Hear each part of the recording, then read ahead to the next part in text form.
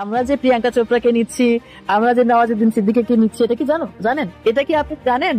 আমরা প্রিয়াঙ্কা নিচ্ছি, নওয়াজুদ্দিনকে নিচ্ছি। সুপারস্টার শাকিব খানের প্রিন্স সিনেমার প্রধান নায়িকা চরিত্র অভিনয় করতে যাচ্ছেন বলিউডের ড্রিম গার্ল রূপের রানী প্রিয়াঙ্কা চোপড়া। অ্যান্ড ভাই, প্রিয়াঙ্কা চোপড়া প্রিন্স সিনেমায় কিভাবে যুক্ত হলো সেটা জানলে আপনার মাথা ঘুরে যেতে পারে। ঢালিউডের সুপারস্টার শাকিব খানের আসন্ন বিগ বাজেট সিনেমা প্রিন্স নিয়ে দর্শকদের মধ্যে আগ্রহ তুঙ্গে। প্রতিবারের মতো এবারও নতুন চমক নিয়ে হাজির হতে যাচ্ছে ছবিটি। শোনা যাচ্ছে সিনেমার প্রধান নায়িকা চরিত্র দেখা যেতে পারে বলিউডের ড্রিম গার্ল রূপের রানী প্রিয়াঙ্কা চোপড়াকে। সম্প্রতি এক সাক্ষাৎকারে নির্মাতারা জানিয়েছেন, প্রিন্স সিনেমায় শাকিব খানের বিপরীতে আমরা প্রিয়াঙ্কা চোপড়ার নাম ভেবেছি। আলোচনাও চলছে, সবকিছু ঠিকঠাক হলে দর্শকরা সত্যিই বড় সারপ্রাইজ পাবেন।